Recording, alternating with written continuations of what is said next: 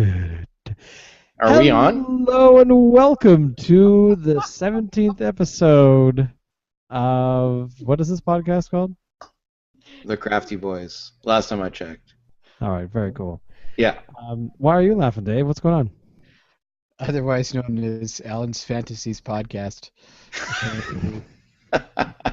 I see.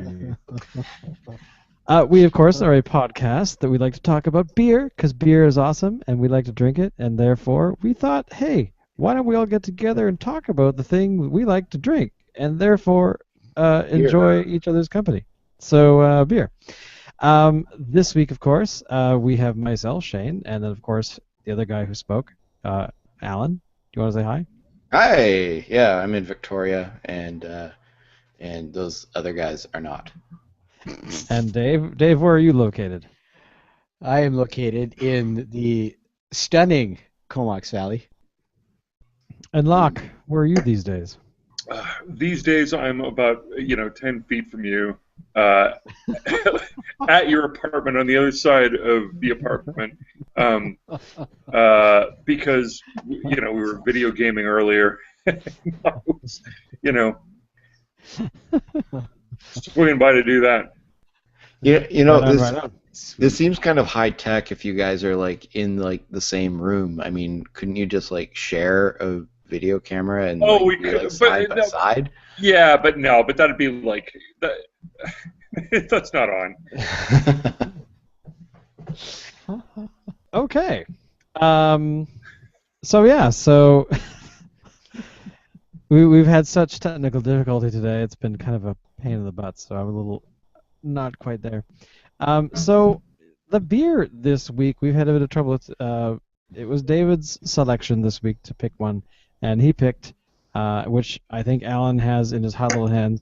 Hold it up to the camera there, Alan. Yeah. It's here it comes. There we go.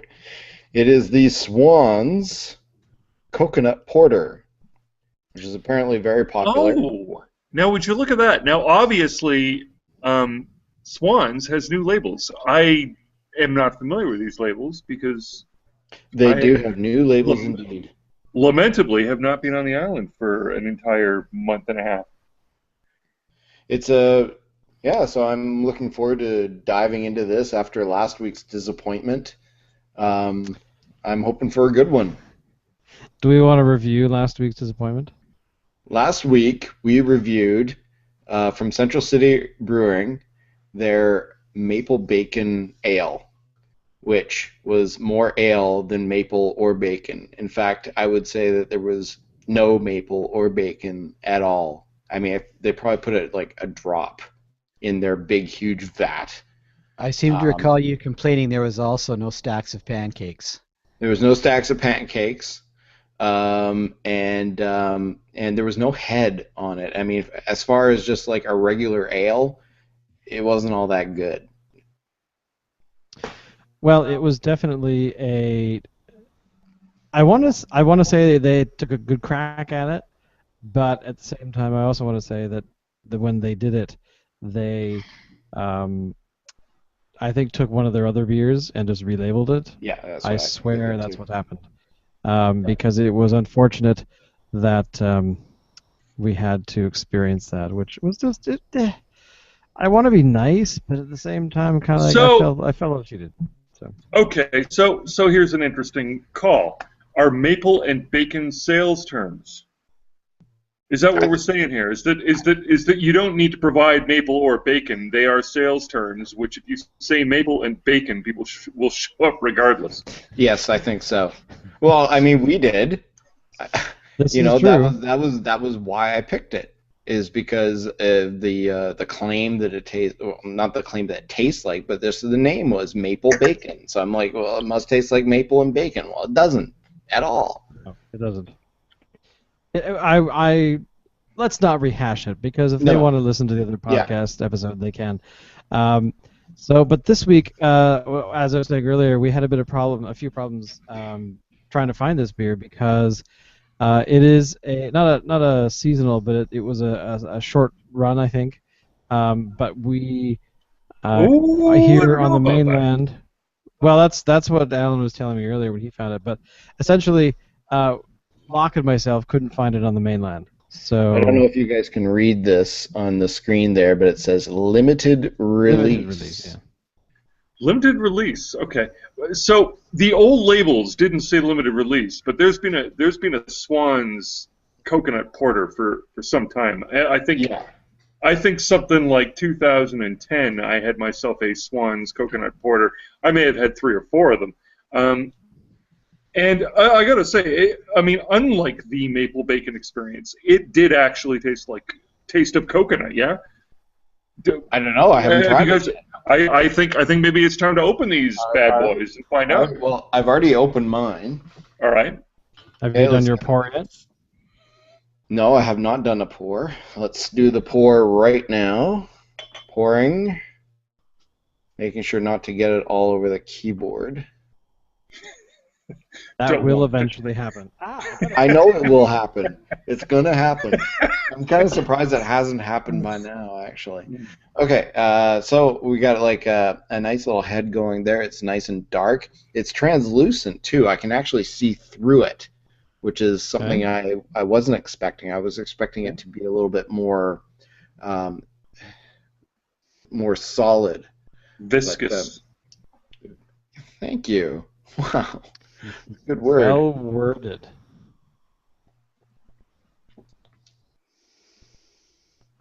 It's really good. It's not a bad drink, is it?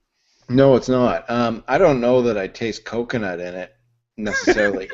if there is coconut in it, it's very subtle. But the beer itself is definitely a winner. I mean, it's meaty. It's got a lot of flavor to it. All right, Dave, let's see you do your pour. Show us. This is, after all, your pick of the week. It's You've already poured it as well. for the bunch. Yes, so I'll just add some. So the coconut porter. Okay, so what do you think? What is your reaction to this beer? I think meaty is one good adjective. And I what like else? all right, Okay. cool. It's Now, oh yeah, sorry. there's definitely no coconut. At least I can't taste any. Okay, don't think pina colada. Think those cookies with a lot of coconut in them. You know what I'm talking about? Yeah, I know what you're saying. I mean, in a beer, I expect these. Unthinkable. Yeah, I mean, these flavors are going to be subtle, right? I'm not even detecting a hint of it, but that doesn't matter Really? so much. That doesn't even matter so much with this beer because it's good as it is, and if it's in there, and if that's a key ingredient to getting it to taste this good, then I'm cool with it. Mm-hmm. There's a bit of sweetness, isn't there? Mm-hmm. Now, I don't know, Lockhart, if they've changed the recipe maybe over time, because although it says it's a limited release, I was reading up on it, and they do release it actually quite often. So while it's a limited release, they do a lot of limited releases of this, and it's quite possible that they maybe have changed the recipe or something. Over time, yeah. Yeah. No, it'd be what you would potentially expect. What's the alcohol on that, out of curiosity? 6. I think it's 6, yeah. It's a 6. All right. So you guys give it a thumbs up. Now, Locke, I've never had this beer, but you have had it, and what is kind of your thoughts on it?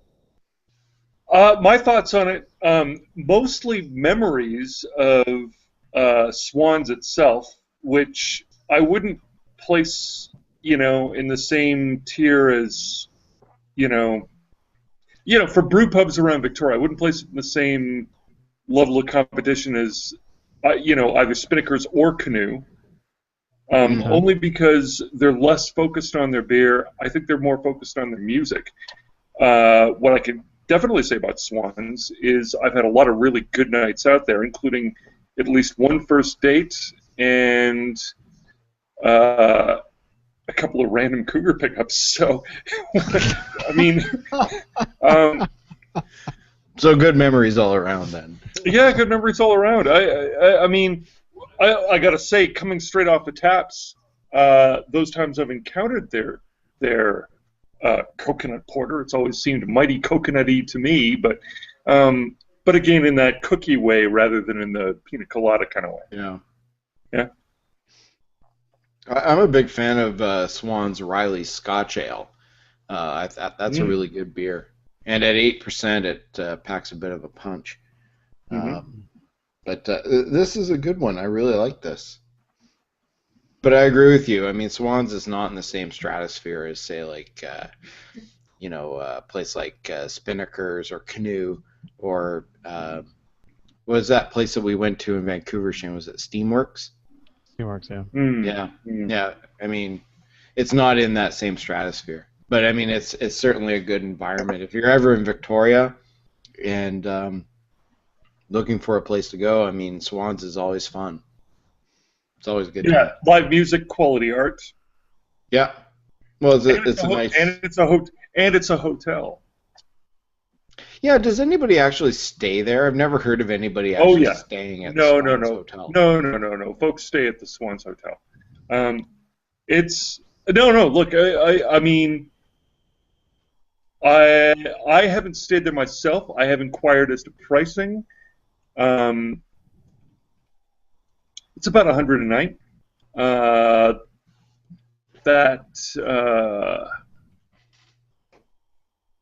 In terms of value for money, I would place it sort of probably better than the Empress. Maybe not quite as appealing as Spinnaker's guest houses, but I don't know because I got a deal there. So. All right. So what are you guys drinking? We're drinking. Oh no, you go ahead, Locke. You tell him. Oh yeah. Well, I started the evening drinking. So basically, here my day was a complicated and frustrating one. So on my way to Shane's, I stopped by across the street Red Truck Brewing and picked up their 3 in the Tree. That's a triple Belgian. It's mighty and kicks your ass a bit, and I can't really find it in my heart to say anything bad about a 9.5. What? Except that he drank it all. Yeah, it's a 9.5 alcohol beer, so it's it's formidable. Wow. And having had a couple of those, I couldn't resist swinging on back to refill the coffers with a growler of IPA, which we're drinking right now. Which is what we are both drinking, and I don't think we've actually reviewed this on the show yet. So what can I say? It's an acceptable IPA. It's not call home. It's not call the cops. It's not really call anything. It's just an IPA, but it's it's filling the gap. Mighty nice. Right. So, with that in mind, Alan, you actually had a suggestion for a topic for the evening, something that you ran across on what website is it? It was on Yahoo, actually. It was on Yahoo News? Yahoo. Okay. Yeah. So, tell us what this article is all about. Okay. So there's a restaurant in New York that has created the world's most expensive sandwich. And it's not anything like magnificent or anything. It's just a regular old run-of-the-mill grilled cheese sandwich. What they do is they take bread. What's Lockhart doing? I don't know. I think he fell down. Fell? I don't know. He walked away. He got up and walked away from the computer, and all they heard was a bang. Oh, he went and got beer. Sure. Yeah, because all we heard was a bang. So anyway, this sandwich, they take the bread, they spread some Dom Perignon on it. What's he doing now? Beating the crap out of my fridge, I think. Does he realize that we can hear all this? Nope. All good. Keep going. Keep going. Go on. So anyway, so then they take this grass-fed butter with Whatever the fuck that is. with a bunch of like truffles in it and stuff, and they spread that on. Fed? What does that Well, even mean? I guess. Whoa. Well, No, no, no. the truffles are in the grass, or do they mix it in with the milk, or do they mix it in with the cow? No, I don't really know. makes the milk? I don't really know. I think it was They didn't- truffle oil. Truffle oil. Okay, yeah, but it's with the grass-fed cow's milk. Yeah, he brushes that butter. on as well as this. And they brush that on, but they don't brush it on. I mean, they really pile it on to the bread there. And then they Butter, take absolutely. this cheese that is from Brazil or something, and it's apparently really rare. And they pile that up and they put it in a panini press, and then they cut it in half and they cover both halves with gold leaf, like actual real. I don't know, 24 karat. 24 karat gold leaf, and then you eat it. Yeah. So this sandwich is brushed with Dom Perignon, which is probably cooked off while it's cooking. The butter from grass-fed cows, and cheese from Brazil, and then gold leaf, and it's $214 US. How much? So my question is, I mean, obviously that's out of the range of most people's pocketbooks. How much would you spend for like a really, really good sandwich or burger or whatever? Like what's the limit? What would you spend? If something is considered to be like the world's best thing, it's like you gotta change your pants after you eat it. It's that good. $5. How much? I guess that's a really good bar to set. The bar. You gotta change your pants after you eat it. Exactly. Yeah. If you need to change your pants after every single meal, that's okay. I understand what stratospheric. I don't know about you guys, but when I'm having a proper meal, I change my pants between courses. This is a good point. All right, so Dave, what's your limit on a sandwich? Monetary limit? Just pretend you have all the money in the world. Oh. Well then, yeah, I would spend $214 on a fucking sandwich. I mean, that is money to burn, right? Then I'm gonna spend it on stupid shit like a $214 fucking grilled cheese sandwich. Covered in gold leaf. Let me break this down for you. How this works is that there are people that work for companies where they have expense accounts. Now, if you've worked for said company and said company has fucked you over, how do you get back at them? Oh, I know. Time for that $200 grilled cheese sandwich, right? I don't know, man. If I was the comptroller, I'd be all over them like a dirty fucking shirt. We're talking about companies that generally don't even recognize something less than a full $1,000. Barbarian in Toronto. I don't know what their cheeseburger costs, but they have one of those expense account like cheeseburgers, and I think it's something like $150. Now, I was saying earlier that the difference there is that it has, but there's value for money because that has actual meat on it, whereas before we were talking about a grilled cheese, so it's. So your argument is that cheese has no intrinsic value. Is this your argument? My argument is that cheese has the same value as whiskey, which is to say that it's speculative up to any number you care to say.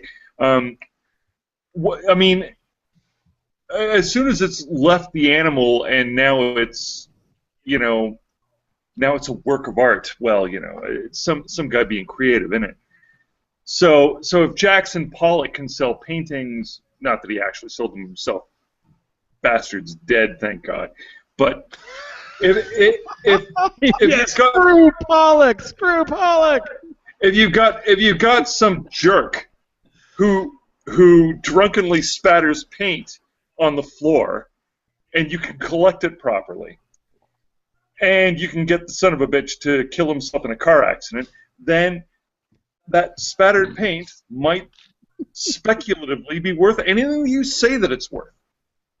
Because it's all about the moment, right? It's all about that special time that you have with your experience where, this is that golden moment, that special time, which is worth a whole lifetime if you do it right, isn't it? Or is it? I don't know. I mean, for me, my golden moments have been cheap. I've spent an awful lot of money trying to achieve other golden moments that, garbage. That's my honest view. What do you want to bet that this restaurant in New York isn't actually using the ingredients that they say they are? That like they're using like craft slices and. Oh Lord in hell, that's what I would do. But except like parquet margarine. Except that parquet margarine. If you ever got busted for it, that's the whole reputation of your place right there. The part of the reason restaurants like that do that stuff is so that people can go, oh my God, this place, it's got a $200 grilled cheese sandwich, right?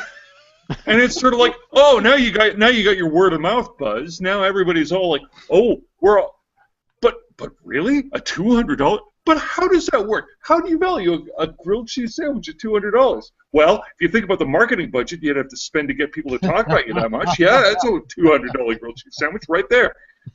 Only you're selling it instead of paying it. It's genius. I love that idea. All right, so that's what we're Crafty Boys, $200 sandwich. No, but no. What the audience doesn't realize yet, and which they're about to find out, is that we're getting in on this. We're getting on this big time. And we think that you, our audience, deserve to be a part of it. So for the meager price of $300, you can get the special edition, special edition, special download only of the Crafty Boys talking about the Smurfs. So I was talking about the Smurfs. Like okay, we're gonna talk about the Smurfs. We all know about this. This was arranged in advance. We're gonna talk about the Smurfs and what kind of Smurf beer is out there, and that's the special $300 highly limited edition download for those special fans who really care. I think Lockhart's cut off. You know what's fascinating is I have always had the argument that the word Smurf is not in general conversation anymore, or it should be. I'm totally going to go out and I'm going to get that Smurf and I'm going to Smurf it all over the place, and then once I've Smurfed it, I'm going to Smurf it again, and then I'm going to totally take you Smurfs and I'll Smurf you. Okay, I just wanted to make this point about Gold Leaf, by the way, because I was sitting here going, they're putting it in Gold Leaf. That makes no sense, because why would you do that? Because gold, A, doesn't taste like anything that I'm aware of, other than metal. So I just did a quick search here about Gold Leaf, and essentially what Gold Leaf is it's considered to be a biologically inert thing, so in theory you can eat it and it goes through your system harmlessly. But in order to do that, the gold has to be really incredibly pure. It has to be between 22 and 24 carats. So that means, in theory, that you're actually eating and swallowing a lot of dough. So maybe that's the only component that makes that makes the sandwich expensive. Because I mean, I can't imagine a cheese, rare or not. I mean, there's those dudes in the back east that take cheese, wrap it in tin foil, and seal it, then drop it in the ocean for a while. Stuff like that I could potentially see would make the product. I think actually something that adds to the price is the fact that they brush it in Dom Perignon. They actually open up a bottle. Like, I don't even know how much a bottle of Dom is. Let's find out. All right. Price. Truffle. I'm gonna say 80. Expensive shit. No, 20 years it was $100. The current Dom Perignon price, according to wine.com, which won't let me see anything on their website because they're wanting to tell me how much it costs to ship. Pardon me. But a Dom Perignon 2004, which seems to be the going rate of the most common year here anyway. But it ranges from about $400 for a 1998 through a 2004, which is about $169. So you're going to be spending about $160 US just for sort of run-of-the-mill. So my question is, I mean, Dom, obviously, I mean, once you open it, I mean, you kind of have to drink it, right? Yeah. So if you have to, with a sandwich, right? I mean, you got to order it 48 hours in advance. So true. So I'm assuming they're not going to get a lot of orders for the sandwich. What do? Do they open up the bottle of Dom and then just put it aside? And I mean, it doesn't have to be fresh. They've got 48 hours. Yeah, but why would they spend $160 on a bottle of Dom? Well, I would imagine that just so they could brush a couple of pieces of meat. Well, I mean, I think potentially there is, when it comes to the Dom Perignon, there's probably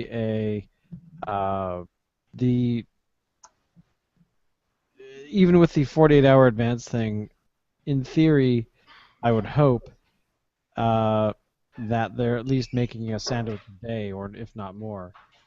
So the Dom probably goes pretty quick, I would think. But again, you never know. They might just want to shower themselves in Dom Perignon once in a while. They open up a bottle, they brush the sandwich, and then they just pour it on themselves afterwards. My guess is if they've got this thing on offer, they're already dealing with and let's be clear here, expense account clientele. Yeah. That's a good point. So, I mean, what if they ordered like 5 sandwiches in a sitting? There's probably people ordering Dom, on a semi-regular basis anyway.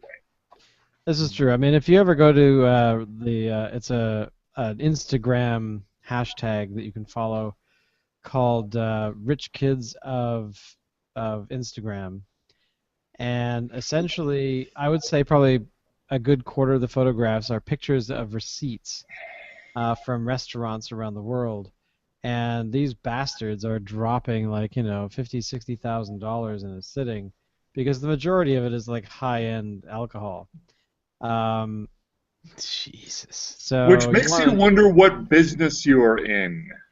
Well, yeah, that's true. I mean, obviously, I'm not in the right one because here I am hanging out with you yokels. So, a friend of mine, a guy I know, he went down to Vegas recently. Him and I think it was 3 buddies, and they went to a club there. And he was telling me that I guess it was cheaper, or they thought it would be cheaper if they ordered a bottle of vodka. And now this is just a regular, 750 ml bottle of vodka. You would probably spend maybe $30 for at a liquor store here. And so they're in this club and they order the bottle and they have their fun and stuff, and then they get the bill. Take a wild guess how much they were charged for this, what would normally be a $30 bottle of vodka. Just take a wild guess. $25,000. No, not that high. But I mean, still, it's pretty wild. They got charged $1,750. What? $1,750. There's no way that any vodka is worth that. I No. mean, like I'm sorry, you can charge more for whiskey because it's whiskey. Charging more for vodka, the only thing vodka requires is that it doesn't taste particularly like anything, which Silent Sam does effectively enough. So, I guess Yeah. the rule is there. Don't do that in Vegas. Yeah. Don't go to clubs. I've never been to Vegas. Actually, that's not true. I was in Vegas once, and I was apparently about 5 or 6, and We should go. I wasn't allowed in the casinos because I was 5, which I'm sure the laws have changed now. Come on, kid. Yeah. No. I'm sure you can gamble at 5 in Vegas. But we're coming up on the end of the podcast. Keeping this a tight ship, people. So basically, I guess, really, ultimately, for the entire beer experience today, there's only 2 of us have had it. Locke has had it. I've never had it. So what is your sort of final vote on these? So, Alan, I see you giving thumbs up there. Yep. So what is your final say on what you like about the beer? I like it. I mean, it's got a really bold flavor to it. I don't know that I necessarily taste even a mild sense of coconut, but that's okay. It's got a good flavor. It has a unique flavor that I don't think you'll find with any other beer. It doesn't taste like coconut, but it's still very flavorful. So I really recommend the Swans Coconut Porter if you can find it. It's a limited release. So. And Dave, what is your opinion of the beer? What's your final say on it? I give it 3 Fnords myself. What? 3 what? Did you 3 say Fnords. Fnords. What is a Fnord?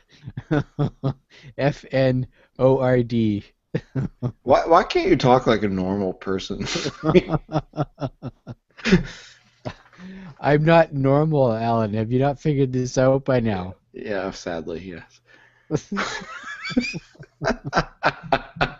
not like you know me that well, but still. And Locke, what is your opinion on what you think about this beer? I would put it at about 4 Smurfs and a Snord. Fnord, sorry. But a Fnord and a few Smurfs. Somewhere in there. It's a pretty Smurfy beer. It's Smurfy and it's Snorty as well. I'm worried that they've changed the recipe because I'll tell you the one that I had tasted very much of toasted coconut. If the one that you're having doesn't, then they've evidently rebalanced it a little, which may not have been a mistake.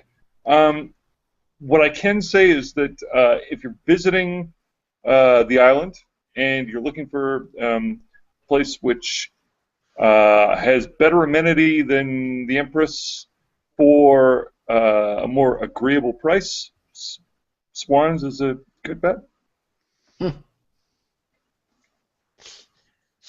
Sorry, I'm still trapped on the... Oh, geez, my camera's not liking me tonight. No. I'm still back on the 4 Smurfs and a Snord. Fnord. Whatever. Well, I am the only one who hasn't had the beer, and I can't really say much to it because I haven't had it. But I trust Swans. I like Swan stuff. I've been there many, many, many times, and I've actually stayed there. Really? I did many, many eons ago. But it was after, I think, an improv show or something, and I got really tanked, so I decided to stay. I won't tell you who I was with. But anyway... I bet you it was Bill. That's right. You heard it here first. Bill Nance of Victoria, BC, and I are hot lovers. Thank you again for checking us out. I am trying to keep us to a good time this time and making sure that we're all straight there on what we're talking about. Alan, if people want to see you online, where are they going to find you? Well, like they can see below me here on Twitter at Alan M Ford, and they can twat me there or tweet or twit me or whatever the hell they want to do. What about you, Dave? He's on G Plus. Yes, and Twitters. Not that I do Twitters much, but I am on the Twitters. It's the Fool though, so the PHULE. And what about you, Locke? Oh, Lockie Fulton at Twitter.com. I've been getting some heat over my EU views lately, so Nice. check in, fight with me. Which does remind me, by the way, I did notice that on your Facebook page, which you have not logged into for, 3 years now? You had many people... Like 5 years is what we're talking. Yeah. But they did, there were a lot of people wishing you happy birthday this past Monday. Because you have now been immortalized on Facebook, of course. So, and again, happy birthday to you, man. And, happy birthday, Lark. Yeah, happy birthday. And again, I'm Shane. You can, of course, see me at shanesworld.ca, where I post everything that I do. And I certainly hope that you come by and check us out at thecraftyboys.ca, where we hang out. Well, we post stuff anyway. And, of course, is the YouTube channel, our Facebook page, and, of course, we're also on the Twitters. And all of those links and everything else are down here below in the description somewhere in this direction. So I certainly hope you guys come back next week. Thank you again. And from all of us at the Crafty Boys, bye. Bye.